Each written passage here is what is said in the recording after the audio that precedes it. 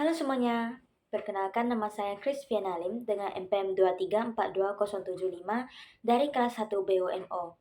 Dalam video kali ini, saya akan menjelaskan tentang hukum karma dan kelahiran kembali dari materi yang sudah saya dengar dari almarhum Cornelis Wawor dan Biku Utamo Mahatera. Menurut almarhum Cornelis Wawor, karma berasal dari kata kar yang artinya perbuatan. Di dalam agama Buddha, suatu perbuatan diklasifikasikan sebagai karma bukan karena tindakan saja, tetapi harus disertai dengan niat atau kehendak saat melakukannya.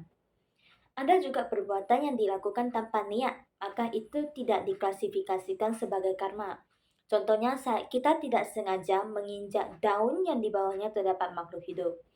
Karma yang dilakukan sehari-hari misalnya ada perbuatan, ucapan, dan juga pikiran. Nah, karma ini dapat dibagi menjadi dua, yaitu karma berat dan karma ringan.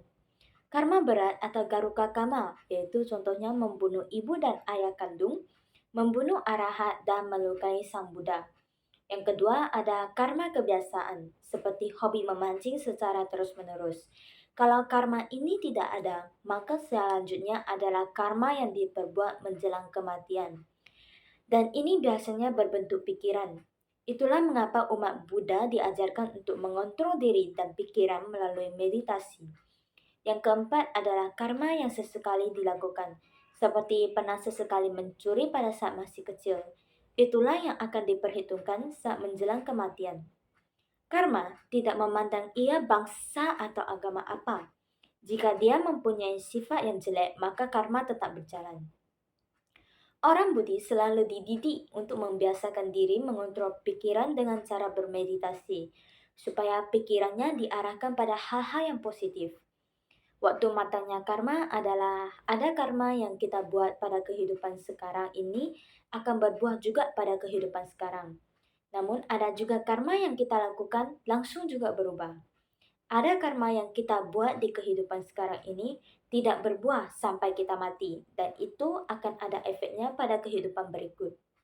Nah, jika kita pelit, suka bikin orang susah, suka membunuh, maka kita bisa terlahir di negara yang kurang beruntung dan akan hidup menderita.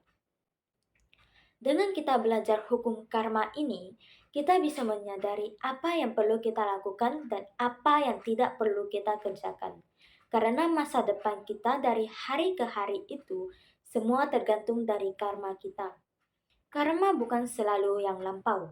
Karma yang sekarang juga perlu kita lakukan.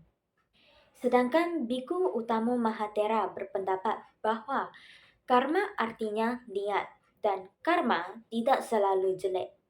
Ketika melakukan sesuatu dengan niat tertentu, itu baru disebut dengan karma. Ada dua macam buah karma, yaitu karma perbuatan baik dan karma perbuatan jahat. Contoh dari karma perbuatan baik seperti toko menjadi ramai pembeli, mendapat pasangan yang baik, dan mendapat rezeki.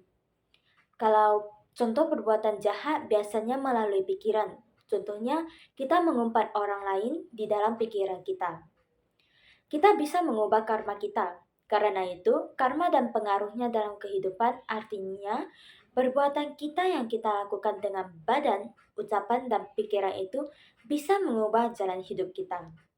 Maka dari itu, kita harus berhati-hati jangan melakukan kejahatan sekalipun dengan pikiran. Kita harus mengembangkan pikiran kita setiap saat dengan kata-kata yang baik. Nah, ada 4 macam karma. Karma melahirkan, karma mendukung, karma yang mengurangi, dan karma yang memotong. Sesuai dengan karmanya, setelah meninggal dunia, seseorang akan terlahir kembali di salah satu tempat kehidupan dengan kekuatan karmanya sendiri. Itulah mengapa kelahiran dan kehidupan setiap orang itu berbeda satu dengan yang lainnya.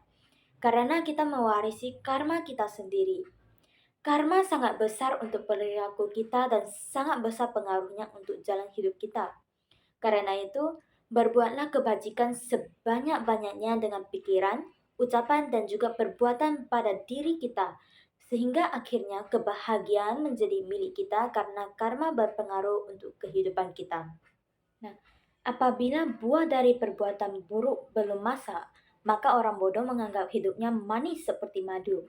Namun, apabila buah dari perbuatan buruknya telah masak, maka orang bodoh itu akan merasakan pahitnya penderitaan.